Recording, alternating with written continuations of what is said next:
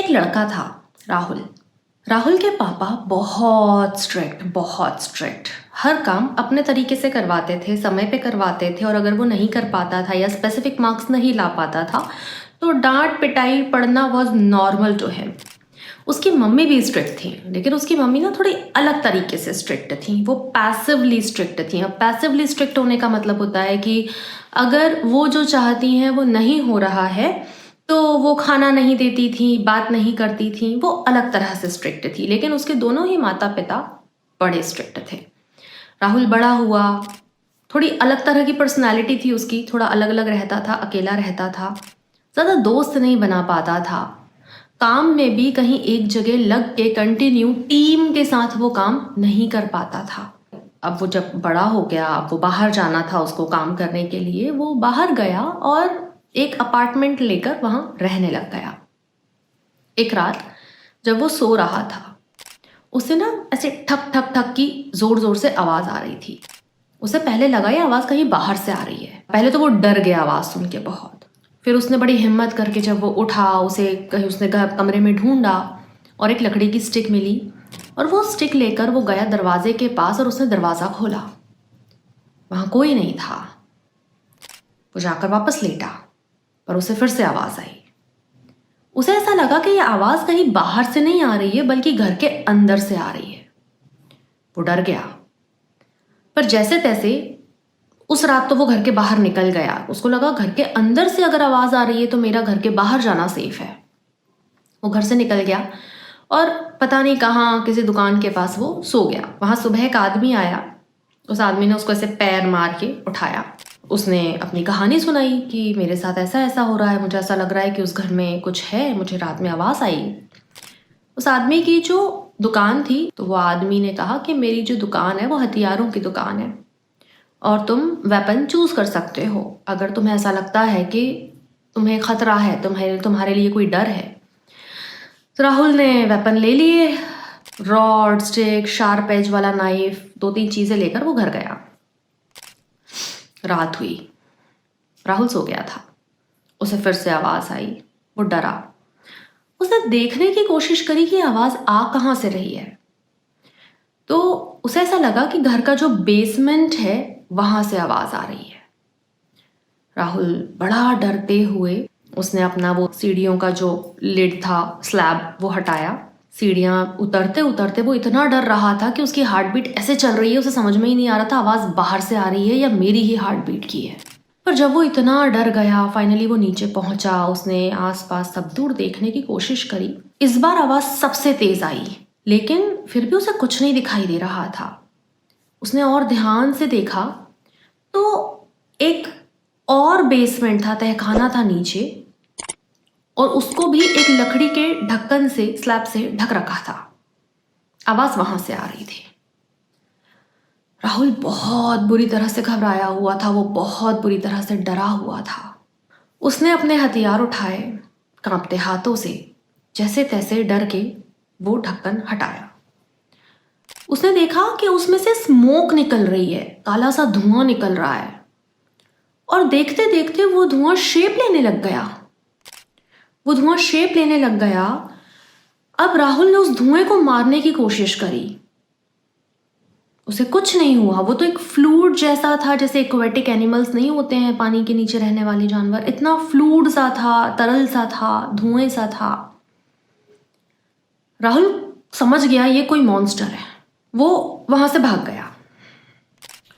मतलब इतनी तेजी में भागा, गिरता पड़ता टकराता हुआ, लेकिन वो वहां से भाग गया। और सुबह फिर जब आँख खुली तो वही दुकानदार था, राहुल को उठा रहा था। मुझे दूसरे हथियार चाहिए। पूरा डिटेल में नहीं बता पाया था, मगर इतना बोला कि मुझे दूसरे हथियार चाहिए। उस आदमी ने दूसरे हथियार दे दिए। राहुल फिर गया। रात हुई, राहुल सो गया। रात में फिर आवाज आई। राहुल थोड़ा सा प्रिपेयर्ड था इस बार, उसके पास हथियार ज्यादा ताकतवर थे। वो गया, उसने वो स्लैब का पहला ढक्कन हटाया, तहखाने में गया, फिर जहां से आवाज आ रही थी उसको हटाया। धुएं धुएं सा जो मॉन्स्टर था, जो धुएं से इकट्ठा होता था, शेप लेता था, काला काला सा, राहुल ने उसको फिर मारना स्टार्ट करा, लेकिन वो खुद भी बहुत डर रहा था। पीछे कहीं टकराया, फिर भागा, फिर सुबह हुई, फिर उसी दुकानदार के वहाँ सो रहा था, फिर दुकानदार ने उसको पैर मार के उठाया। कुछ पैटर्न सा बनता जा रहा था। इस बार राहुल ने उसको कहा कि मुझे बहुत डर लगता है, मुझे ऐसा लगता है कि वहाँ जो है मैं अपने डर की वजह से उसका सामना नहीं कर पाता हूँ, तो मैं इसका क्या करूँ। उस आदमी ने उसको एक ऑयल दिया, बोले ये ऑयल लो, ये तुम्हें ना नंब कर देगा तुम्हारे इमोशंस को, तुम्हें डर नहीं लगेगा और इस बार तुम उसका सामना कर पाओगे।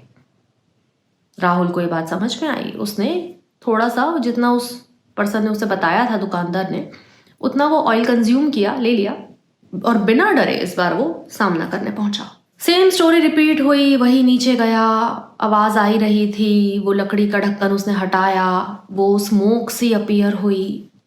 फिर वो हथियार से उसको मारने की कोशिश करने लग गया। वो जो मॉन्स्टर था वो पूरा स्मोक का नहीं था, अंदर से कुछ सॉलिड सॉलिड था और ऊपर से कुछ शेप सा था, और उसके बाद एक लेयर थी जो धुएं धुएं सी थी। इस बार मॉन्स्टर ने भी अटैक करा। राहुल दूर जाके गिरा, फिर से भागा ऊपर की तरफ। इस बार उसने सोचा कि ये मॉन्स्टर नीचे ही रहता है, ये वहीं है, मुझे इससे डरने की जरूरत नहीं है, ऊपर तो ये आता नहीं है। उसने अपने इमोशंस को दबाने के लिए फिर से थोड़ा सा और वो जो ऑयल उस शॉपकीपर ने उसे दिया था वो ऑयल कंज्यूम करा और वो सो गया। ऑयल की क्वांटिटी थोड़ी थोड़ी बढ़ाता जा रहा था। 2-3 रात फिर सेम चीज हुई। इस बार वो दुकानदार के पास पहुंचा और उसने बोला मुझे कुछ और पावरफुल चाहिए, इन सब चीजों से काम नहीं हो रहा। दुकानदार ने पूछा मामला क्या है, किससे लड़ते हो तुम। इस बार उसने पूरा किस्सा बताया कि वो एक मॉन्स्टर है और मेरे घर के तहखाने में है। दुकानदार ने कहा क्या तुमने उससे बात करने की कोशिश करी कि उसे चाहिए क्या। राहुल चुप हो गया सुन के। राहुल ये सुन के चुप हो गया क्योंकि उसने कभी ये तो सोचा ही नहीं था। उसने कहा कि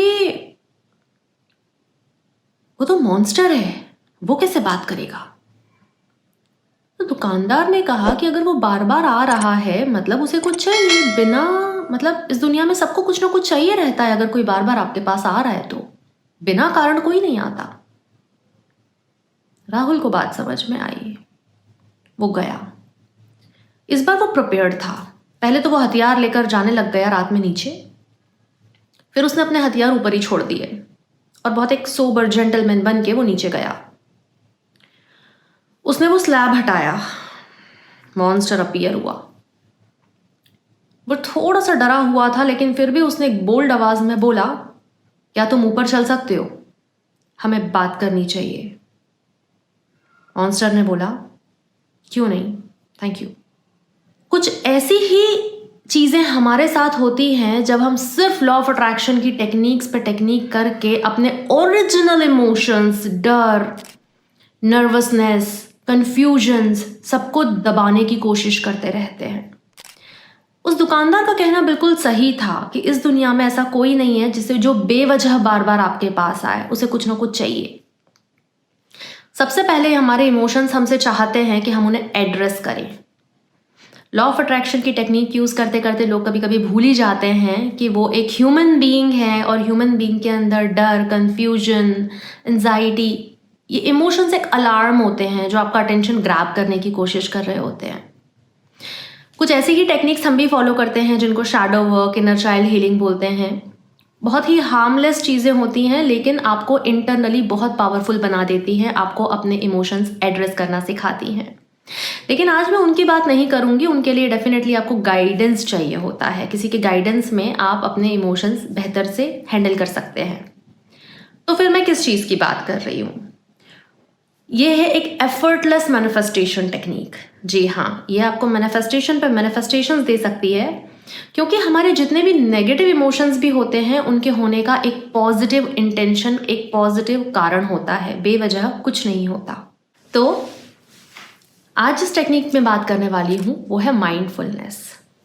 एंजाइटी, ओसीडी, न जाने कितनी तरह की प्रॉब्लम से इसने लोगों को निकाला है। माइंडफुलनेस क्या होता है? जो जैसा है उसे वैसा ही स्वीकार कर लिया जाए, एक्सेप्ट कर लिया जाए। लॉ ऑफ अट्रैक्शन इससे ठीक उल्टी बात कर रहा है।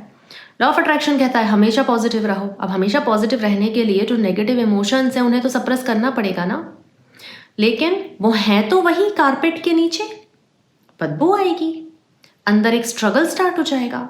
इसलिए आप माइंडफुलनेस स्टार्ट कीजिए। कई लोगों को ये भी कंफ्यूजन होता है कि मैम अगर माइंडफुलनेस करें तो लॉ ऑफ अट्रैक्शन की कोई मैनिफेस्टेशन टेक्निक कर सकते हैं या नहीं। अगर ऐसा कोई कंफ्यूजन आपको भी है तो आप कमेंट कीजिए रूटीन। मैं आपको माइंडफुलनेस के साथ आप मैनिफेस्टेशन प्रैक्टिस को कैसे इंक्लूड कर सकते हैं, सम्मिल कर सकते हैं, उसका एक बहुत सॉलिड तरीका बताऊंगी, क्योंकि मैं अपनी पर्सनल लाइफ में भी सिर्फ यही करती हूँ। माइंडफुलनेस इज माई की प्रैक्टिस। मैं आज भी एक माइंडफुलनेस स्टूडेंट हूँ और ये वो सोना है, वो खरा सोना है जिसको आपने एक बार मास्टर कर लिया तो आपको लगेगा कि सब कुछ मिलता ही जा रहा है और आप नेचुरली ग्रेटफुल के अलावा कुछ और नहीं होंगे। तो माइंडफुलनेस को प्रैक्टिस करना स्टार्ट कीजिए। माइंडफुलनेस मतलब प्रेजेंट मोमेंट में रहना, जो कर रहे हो वहीं पूरा ध्यान और अटेंशन रखना। आपकी अवेयरनेस बहुत ब्रॉड होने लग जाती है। अगर आप दिन भर इसको ट्राई नहीं कर सकते हैं तो दिन में 2-1 बार इसको अपनी डेली रूटीन का हिस्सा बनाने से शुरुआत कीजिए। फॉर एग्जाम्पल, खाना खाते वक्त, पढ़ाई करते वक्त ध्यान से काम कीजिए। जो भी काम कर रहे हैं सिर्फ उसी वक्त उस मोमेंट में रहिए और आप देखेंगे कि आपके मैनिफेस्टेशंस कितने ईज के साथ होने लग गए हैं। उस वक्त पर अगर नेगेटिव फील हो तो मैम क्या करें? इसका मतलब आप माइंडफुलनेस प्रैक्टिस नहीं कर रहे हैं, आप अपने इमोशन से लड़ाई कर रहे हैं। पर हाँ, कोई छोटी सी टेक्निक तो फॉलो की ही जा सकती है। अगर आपको रूटीन चाहिए आप बिल्कुल कमेंट करके बताओ, और अगर कोई छोटी सी मैनिफेस्टेशन टेक्निक चाहिए, जिसके एक्चुअली मेरे पास बड़ी सारी सक्सेस स्टोरीज आती रहती हैं, तो वो ये है, ज़रूर चेक करना। लोगों का रुका हुआ पैसा, बॉयफ्रेंड, एक्स, सब कुछ वापस आते जा रहे हैं, आपका भी हो जाएगा। सी यू, नमस्ते।